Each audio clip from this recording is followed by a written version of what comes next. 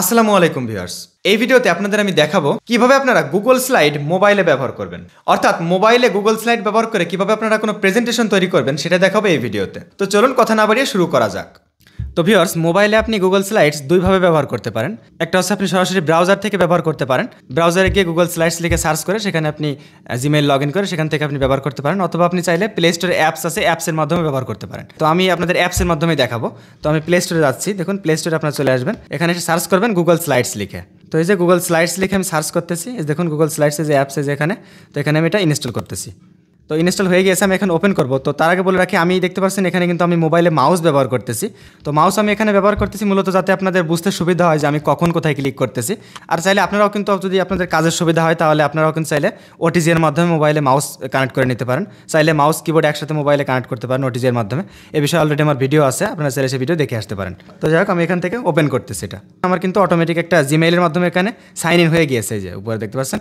তো আপনার যদি জিমেইলের মাধ্যমে অটোমেটিক সাইন না হয় তাহলে আপনি এটা সাইন ইন করে নেবেন জিমেইল দিয়ে। এখানে আগের যদি কোনো কাজ থাকে তাহলে সেগুলো এখানে আসবে। তো যাই হোক, আমি যেটা করবো, এই যে নিচে ডান পাশে দেখতে পাচ্ছেন প্লাস চিহ্ন, এখানে ক্লিক করবো। এখান থেকে এই যে এখানে চুজ টেমপ্লেট আছে এবং নিউ প্রেজেন্টেশন আছে। চুজ টেমপ্লেটে গিয়ে আপনারা বিভিন্ন টেমপ্লেট এখানে আছে, ইউজ করবেন টেমপ্লেট আছে। আপনাদের যদি প্রয়োজন হয় আপনারা টেমপ্লেট নিয়ে এখান থেকে কাজ করতে পারেন, টেমপ্লেট নিয়ে এডিট করে সেগুলো অনুযায়ী আপনারা প্রেজেন্টেশন তৈরি করতে পারেন, ঠিক আছে। অথবা এই যে আমি যেটা করবো, এখানে প্লাসে গিয়ে যে নিউ প্রেজেন্টেশনে ক্লিক করবো। দেখতে পাচ্ছেন double tap to add title. তো এখানে আপনি যদি টাচের মাধ্যমে করেন তাহলে ডবল ট্যাপ করবেন, আর আমি যেহেতু মাউস ব্যবহার করতেছি একটা ট্যাপ করতেছি। সাপোজ আমি লিখে দিচ্ছি এখানে। তো যেখানে আমি টাইটেলটা দিলাম, এখানে নিচে এই যে অ্যাড সাব টাইটেল, এখানে আপনি কোনো সাব টাইটেল দিয়ে দিতে পারেন। তো এখানে যে আমি এটা সিলেক্ট করে আমি এখান থেকে যে বোল্ড করতে পারি, লেখাটা ইটালিক করতে পারি, আন্ডারলাইন করতে পারি, ঠিক আছে। তারপরে যেখান থেকে যে আমি কালার চেঞ্জ করতে পারি, ঠিক আছে। আমি চাইলে লেখার যে অন্য কালার দিয়ে দিতে পারি, যে এই কালারটা দিয়ে দিলাম, যেমন এই কালার হয়ে গেল। তারপরে এখানে হাইলাইট কালার রয়েছে, আমি চাইলে এটা হাইলাইট করতে পারি লেখাটা সিলেক্ট করে আমি যে এখান থেকে সাপোজ সবুজ দিয়ে হাইলাইট করি, যে লেখাটাই যে এখন এই দেখুন হাইলাইট হয়ে গেল। এগুলো কিন্তু আমি সব আন্ডু রিডু করতে পারি। এই যে উপরে দেখতে পাচ্ছেন আন্ডু রিডু অপশন রয়েছে, এখানে আমি যদি ক্লিক করলে এই যে আন্ডু করলে আন্ডু হবে, ঠিক আছে। আবার এখান থেকে যে রিডু করলে রিডু হবে। তারপরে এখানে লেখার অ্যালাইনমেন্ট আছে, আপনি চাইলে লেখা এই যে বিভিন্ন অ্যালাইনমেন্ট রাখতে পারেন। বাম দিকে চলে আসলে যে মাঝখানে থাকলো, এই যে ডান দিকে চলে গেল। আবার অনেক লেখা দেওয়া, সেক্ষেত্রে সব সমান করার জন্য যে এটা দিতে পারেন। যাক, তো আমি এটা আপাতত মাঝখানে দিয়ে রাখতেছি। তো তারপরে এখানে আছে হচ্ছে বুলেটস, বিভিন্ন লিস্ট আকারে কোনো কিছু তৈরি করলে সেগুলো তখন আমাদের লাগে। যেমন দেখুন, আমি আগে এটা টিক চিহ্ন দিয়ে উপরে, এখন এখানে আমি আগে দেখাই। দেখুন এই যে এখানে কিন্তু একটা স্লাইড আমাদের আছে নিচে, দেখতে পাচ্ছেন। তো এখানে আমি যদি আরও স্লাইড নিতে চাই, সেক্ষেত্রে এই যে দেখুন ডান পাশে নিচে যে স্লাইড নেওয়ার অপশন, এখানে যদি আমি ক্লিক করি, এখানে ক্লিক করলে আমি কোন স্টাইলে স্লাইড নিব, আমি সাপোজ একটা নিচ্ছি, এটা নিচ্ছি, ঠিক আছে। এটা নিলাম, এই যে দ্বিতীয় স্লাইড এখানে চলে আসলো। আবার আমি প্রথম স্লাইড যেতে চাইলে যে এখানে ক্লিক করলে চলে আসলো, আমি দ্বিতীয় স্লাইডে যাচ্ছি। এখানে আমি যে আবার একইভাবে এখানে টাইটেল দিতে পারি, এখানে যে আবার কোনো টেক্সট দিয়ে দিতে পারি, ঠিক আছে। আমি এখানে যদি ক্লিক করে সাপোজ আমি কয়েকটা নাম দিই, আমি যে বুলেটের ব্যবহারটা একটু দেখাই। দেখুন এখানে আমি কয়েকটা নাম দিয়ে দিচ্ছি।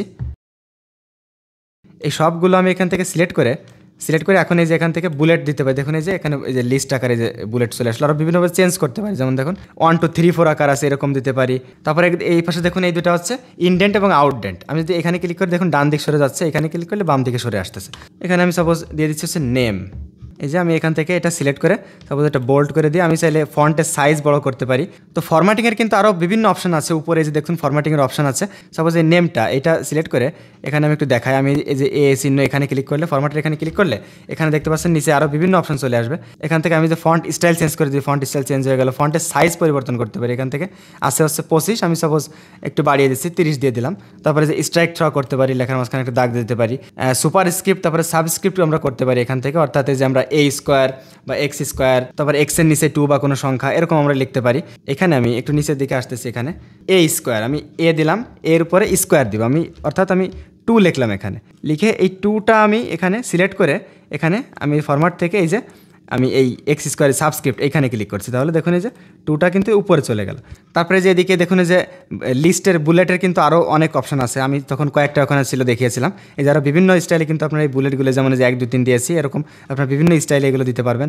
এই যে এদিকে কিন্তু আরও আছে, এই যে নাম্বারিংয়ের ক্ষেত্রেও কিন্তু এই যে আরও আছে, ABCও আছে, এগুলো দিতে পারবেন, রোমান সংখ্যা দিতে পারবেন। এই যে অটো ফিল টেক্সট, তারপরে লাইন স্পেসিং, ফরম্যাট শেপ, এগুলো বিভিন্ন অপশন আছে, আপনি নিজেরা একটু কাটাকাটি করলে বুঝতে পারবেন। আমি যদি কোনো টেক্সট সিলেক্ট করে ক্লিয়ার ফরম্যাট দিই, এই ক্লিয়ার ফরম্যাটে ক্লিক করি, তাহলে গেলে আমার যত ফরম্যাট অ্যাপ্লাই করেছি সেই টেক্সট সব ক্লিয়ার হয়ে যাবে। এখন দেখুন এখানে আমি প্লাসে ক্লিক করে আরেকটা স্লাইড নেব। এখান থেকে সাপোজ আমি একটা ব্ল্যাঙ্ক স্লাইড, এই যে নিচের দিকে একদম সাদা স্লাইড নিলাম। আমি যদি কোনো কিছু লিখতে চাই ব্ল্যাঙ্ক স্লাইডের উপর, তাহলে এখান থেকে যে নিচে টেক্সট বক্স আছে, আমি টেক্সট বক্সটা ক্লিক করে এই টেক্সট বক্সের মধ্যে কিন্তু আমি কোনো কিছু লিখে দিতে পারি। তারপরে এখানে নিচের দিকে আছে দেখতে পাচ্ছেন ইমেজ অপশন। দেখুন আমি যেখানে ক্লিক করি এখানে দুইটা অপশন আছে, ফ্রম ফটোস, ফ্রম ক্যামেরা। আমরা সরাসরি ক্যামেরা থেকে তুলতে পারি, আবার গ্যালারি থেকে নিতে পারি। আমি দেখুন ফ্রম ফটোসে ক্লিক করতেছি। দেখুন এখান থেকে আমি একটা ফটোতে ক্লিক করছি, দেখুন ফটোটা কিন্তু ওপেন হয়ে গেল। যে ফটোটা ছোটো বড়ো করতে পারতেছি, ফটো চাইলে এখান থেকে ক্রপ করতে পারবো। নিচে যে ফটোর বিভিন্ন অপশন চলে আসছে। এখান থেকে যে প্রথমটা আছে হচ্ছে বর্ডার কালার। এখান থেকে আমরা ফটোতে কোনো বর্ডার দিতে পারি, সেটা কী কালার দেবো সেটা আমরা দিতে পারি। বর্ডার স্টাইল আমরা যে 1 পিক্সেল দিয়ে আছে, আমরা কিন্তু বাড়িয়ে দিলে যে বেড়ে যাবে দেখুন। তো তারপরে বর্ডার ড্যাশ, এখানে যে এরকম ডট ডট আকার দিতে পারি, এরকম দিতে পারি, আমি এটাই রাখলাম। এখানে আবার আছে ক্রপ, আমরা চাইলে এটা ক্রপ করতে পারি ছবিটা। এই যে আমি সাপোজ চাচ্ছি উপর থেকে একটু ক্রপ করতে, এদিক থেকে একটু ক্রপ করতে, এই যে ক্রপ করে দিলাম। মাস্ক ইমেজ, মাস্কের মাধ্যমে এখানে বিভিন্ন শেপের মধ্যে আমরা দিতে পারি। যেমন আমি যদি এখানে ক্লিক করি দেখুন এই যে শেপের মধ্যে ফটোটা চলে আসলো। আমি দেখুন ফাঁকা জায়গায় ক্লিক করে দেখুন এই যে। তারপরে এখানে আসছে রিপ্লেস ইমেজ, আমরা এই ইমেজটা রিপ্লেস করে অন্য একটা ইমেজ দিতে পারি। অ্যাডজাস্টমেন্ট, কিছু আমরা কালার কারেকশন এখানে করতে পারি ছোটোখাটো। এটার অপাসিটি আমরা চাইলে এখান থেকে কমিয়ে দিতে পারি, ঠিক আছে। তারপরে ব্রাইটনেস কমাতে বাড়াতে পারি, একটু ব্রাইটনেস বাড়িয়ে দিলাম। তারপর নিচে থেকে কন্ট্রাস্ট আছে, একটু কন্ট্রাস্ট বাড়িয়ে দিলাম। এরকম এই কাজগুলো এখান থেকে করতে পারি। ড্রপ শ্যাডো, এখান থেকে আমরা শ্যাডো ড্রপ করতে পারি। অ্যাপ্লাই ড্রপ শ্যাডো এখানে আমি অন করে দিচ্ছি, এটা অপোজিট একটু বাড়িয়ে দিচ্ছি। তারপরে অ্যাঙ্গেলটা যদি আমি একটু বাড়িয়ে দিই, এখন কালার এখানে কালোই আছে থাক। ডিস্টেন্সটা আমি একটু বাড়িয়ে দিচ্ছি। এই যে আমাদের দেখতে পাচ্ছেন পেছন থেকে কিন্তু বেরিয়ে আসছে যে ব্লার রেডিয়াস, ব্লারটা একটু বাড়িয়ে দিলাম। এই যে এই জায়গাটা রাখতেছি অ্যাঙ্গেল, আবার ডিস্টেন্সটা একটু বাড়িয়ে দিলে যে। তো আমি শ্যাডোটা দিলাম। রিফ্লেকশন, আমরা কিন্তু রিফ্লেকশন অ্যাড করতে পারি। এখানে আমি এটা অন করে দিচ্ছি। ডিস্টেন্স বাড়িয়ে দিতে পারি, চাইলে সাইজ একটু কমাতে বাড়াতে পারি। এই যে সাইজ এটা থাকলো, মানে একটা রিফ্লেকশন অ্যাড হবে এখানে, যে যেরকম হলো। তো তারপর দেখুন আমি আরেকটা স্লাইড নিয়ে নিচ্ছি। আমি আবারও একটা ব্ল্যাঙ্ক স্লাইড নিচ্ছি, নিয়ে এখানে দেখুন আশেপাশে শেপ, আমরা বিভিন্ন শেপ নিয়ে কাজ করতে পারি। একটা শেপ নিচ্ছি, এটা নিলাম, এটা নিয়ে এই যে এখান থেকে আমি নিয়ে এখন এটা কিন্তু যে আমরা কালার চাইলে চেঞ্জ করতে পারি। আমি সাপোজ এই কালার দিয়ে দিচ্ছি। তারপরে এখানে আছে বর্ডার কালার আছে, বর্ডার কালারটা আমি চাইলে চেঞ্জ করতে পারি। আমি বর্ডারে সাপোজ অন্য একটা কালার দিচ্ছি, ঠিক আছে। তারপরে এখানে হচ্ছে বর্ডার ড্যাশটা, এই যে আমি পিক্সেল বাড়িয়ে দিতে পারি চাইলে, এই যে আমি এটুকু রাখলাম এটাও। তো তারপরে বর্ডার ড্যাশ এটাও আমরা চেঞ্জ করতে পারি, এই যে স্টাইলটা। তারপরে এটারও কিন্তু ড্রপ শ্যাডো দিতে পারি একইভাবে, আমরা যেরকম আগেরটা ছবিতে ড্রপ শ্যাডো দিয়েছিলাম ওরকম কিন্তু ড্রপ শ্যাডো এটারও দিতে পারি, এই যে। তারপরে এটারও কিন্তু যে রিফ্লেকশন দিতে পারি একইভাবে, আগেটা যেরকম দিয়েছিলাম এরকম রিফ্লেকশন অন করলে রিফ্লেকশন হয়ে যাবে। এবার আমরা যদি চাই যে শেপের মধ্যে কোনো কিছু লিখবো, সেক্ষেত্রে কিন্তু আমরা এখানে ক্লিক করলে কিন্তু লিখতে পারবো না। সেক্ষেত্রে কীভাবে লিখতে হবে, এই ফাঁকা জায়গায় এখানে বাইরে ক্লিক করে এখানে যে টেক্সট বক্স, এই টেক্সট বক্স নিয়ে কিন্তু আমাদের লিখতে হবে। আমার নামটা অ্যাড করে দিলাম। আমি এই যে উপরে ফরম্যাটে গিয়ে আমি লেখার সাইজটা একটু বড় করে দিচ্ছি, সাপোজ এটা 48 দিয়ে দিচ্ছি, বেশ বড় করে দিচ্ছি। এখানে আবার একটা বোল্ডও করে দিলাম। এটার অ্যালাইনটাও আমি এই যে সেন্টার দিয়ে দিচ্ছি। তারপরে এখানে শেপের পাশে দেখতে পাচ্ছেন আছে লাইন, আমরা বিভিন্ন লাইন নিতে পারি। এই যে বেসিক লাইন, আমি বেসিক লাইনে যদি ক্লিক করি এই যে বেসিক একটা লাইন চলে আসলো। এখান থেকে চাইলে যে এদিক ওদিক করতে পারি আবার। তারপরে লাইনেরও কিন্তু আবার এখান থেকে যে লাইন কালার আছে, আমরা লাইন কালার চেঞ্জ করতে পারি। তারপরে এখানে লাইনেরও কিন্তু এই যে লাইন স্টাইল আছে, এই যে লাইন ড্যাশ আছে, পিক্সেলটা বাড়াতে পারি, চাইলে মোটা করতে পারি। এই যে এটা আমরা চেঞ্জ করতে পারি, যেরকম দিলে বিভিন্ন স্টাইল হয়ে যাবে। তারপরে আমরা আরও কিছু স্টাইল চাইলে চেঞ্জ করতে পারি, যেমন যেখানে আছে হচ্ছে লাইন স্টার্টে যদি আমি সাপোজ এইটা দিই, এইটা দিলে তাহলে দেখুন কী হবে। এই যে আমি কিন্তু ফাঁকা জায়গায় ক্লিক করে এই দেখুন এই যে এখানে একটা তীরচিহ্ন মধ্যে চলে আসছে লাইন স্টার্টের এখানে। তারপরে লাইনের মধ্যে কিন্তু আরও কিছু অপশন আছে, যেমন এই যে ইলবো কানেক্টর, এই যে কার্ভ কানেক্টর, এটা যদি আমি ক্লিক করি এই যে কার্ভ কানেক্টর আসবে। কার্ভ আকারে আমরা কোনো কিছু নিতে পারি, এরকম এই যে কার্ভ আকারে কোনো ডিজাইন করতে গেলে আমাদের অনেক সময় লাগে এটা। তো তারপরে এখানে আছে টেবিল অপশন। তো এটা আমি দেখুন আরেকটা স্লাইড নিয়ে নিচ্ছি। আমি এটা টেবিলটা দেখানোর জন্য আমি আরেকটা ব্ল্যাঙ্ক স্লাইড নিলাম, নিয়ে এখানে আমি টেবিলে ক্লিক করতেছি। এই যে কয়টা কলাম এবং কয়টা রো হবে সেটা আপনি এখান থেকে সিলেক্ট করে দিয়ে এই যে আপনি একটা টেবিল নিতে পারেন। ইনসার্ট টেবিলে আমি ক্লিক করতেছি, নিয়ে যে টেবিলের মধ্যে আপনি বিভিন্ন ডাটাগুলো দিয়ে দিতে পারেন। তো আমি যদি চাই এই স্লাইডটা ডিলিট করে দেবো, তো এটা ডিলিট করার জন্য কী করতে হবে, আমার যেহেতু মাউস কানেক্ট করা রয়েছে সেহেতু আমি মাউসের ডান বাটনে ক্লিক করলে এখানে যে ডিলিটের অপশন চলে আসছে। কিন্তু আর যদি মাউস কানেক্ট না থাকে তাহলে আপনারা প্রথমে একটু চেপে ধরে রাখবেন। এটা চেপে ধরে রাখলে উপরে যখন 3 ডট মেনুটা আসবে যে এরকম, তখন এখান থেকে 3 ডট মেনুতে ক্লিক করলে এই যে ডিলিটের অপশন চলে আসে, ডিলিটে ক্লিক করলে ডিলিট হয়ে গেল। তো তারপর এখানে যে লেআউট কিন্তু আমরা চাইলে পরেও চেঞ্জ করতে পারি, বা এই যে এখান থেকে আগে পরে করতে পারি। এই যে সাপোজ আমি এটা আগে আনবো, এর আগে নিয়ে আসতে পারি এরকম। তো যাই হোক, এখান থেকে কোনো লেআউট আমরা স্টাইল চাইলে চেঞ্জ করতে পারি। সাপোজ আমি এই যে এইটা 2 নাম্বার এটা সিলেক্ট করি, এখান থেকে যে চেঞ্জ লেআউট এখানে ক্লিক করে আমি যদি লেআউটটা চেঞ্জ করতে, সাপোজ আমি এইটা দিলাম, তাহলে লেআউটটা দেখতে পাচ্ছেন চেঞ্জ হয়ে গেল। তো তারপরে এখানে হচ্ছে চেঞ্জ থিম। আমরা এই যে আমরা নর্মাল একটা থিম নিয়ে কাজ করতেছি, সাদার উপর লিখতেছি এই যে।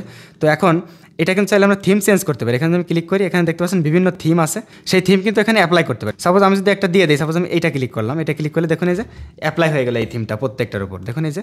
তো এখন আমি চলে আসি একটু উপরের দিকে, এখানে দেখতে পাচ্ছেন আন্ডু রিডু, এটা তো আগে দেখালাম, আন্ডু করতে পারবো, রিডু করতে পারবো।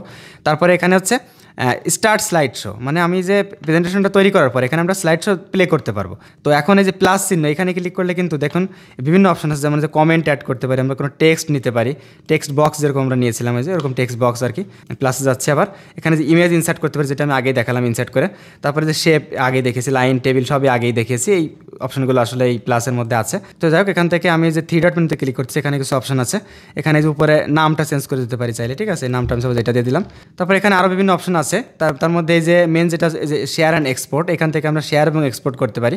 এখান থেকে আমরা এটা চাইলে সরাসরি কাউকে শেয়ার করতে পারি। শেয়ার করার মধ্যে কিছু ব্যাপার আছে, যেমন আমি এখান থেকে প্রথমে অ্যালাউ করতেছি, অ্যালাউ করে যে আমি কাকে শেয়ার করবো তার ইমেইল এখানে দিয়ে এখানে শেয়ার করে দিতে পারি। তারপরে যে ম্যানেজ অ্যাক্সেস, এখানে আমি ক্লিক করলে এখান থেকে যে আমি যদি চেঞ্জ করে দিই এটা, তাহলে দেখুন এখানে দেওয়া আছে only people added to can open, মানে আপনি যার সাথে শেয়ার করবেন সে এটা শুধু ওপেন করতে পারবে। তারপর এখানে আরও কিছু বিষয় আছে, যেমন যে এনিওয়ান উইথ দি লিঙ্ক, আমি যদি এটা দিই তাহলে যে কেউ এটা এই লিঙ্কটা ওপেন করতে পারবে চাইলে, ঠিক আছে। আর আমি তারপর এর মধ্যে আরও কিছু বিষয় আছে, যে ভিউয়ার থেকে আমি যদি এডিটর দিয়ে দিই তাহলে কিন্তু যে কেউ এটা ওপেন করতে পারবে এবং এডিটও করতে পারবে। যাই হোক, আমি এখান থেকে থ্রি ডট মেনুতে গিয়ে শেয়ার অ্যান্ড এক্সপোর্টে গিয়ে এখান থেকে আমি দেখুন সেভ অ্যাজে ক্লিক করতেছি। সেভ অ্যাজে গিয়ে আমি কোন ফরম্যাটে এটা সেভ করবো, যেমন সাধারণত আমরা পাওয়ার পয়েন্ট ফরম্যাটে করি, এটা আমি পাওয়ার পয়েন্টে ওকেতে ক্লিক করলাম। এটা এই যে আমার প্রেজেন্টেশনটা, এখন দেখুন এখানে এটা দেখতে পাচ্ছেন এই যে পাওয়ার পয়েন্ট ফাইল আকারে সেভ হয়েছে PPTX, ঠিক আছে। এটা কিন্তু আমার এখন স্টোরেজে সেভ হয় নাই। তো স্টোরেজে নেওয়ার জন্য এখান থেকে যে থ্রি ডট মেনুতে ক্লিক করে এখান থেকে এই যে ডাউনলোডে ক্লিক করলে এটা আমার এটা ডাউনলোড হয়ে গিয়েছে। তো ভিউয়ার্স, এভাবেই কিন্তু আপনি মোবাইলে গুগল স্লাইড ব্যবহার করে প্রেজেন্টেশন তৈরি করতে পারবেন সহজেই। তো আশা করি আপনারা সম্পূর্ণ ভিডিওটি বুঝতে পারছেন।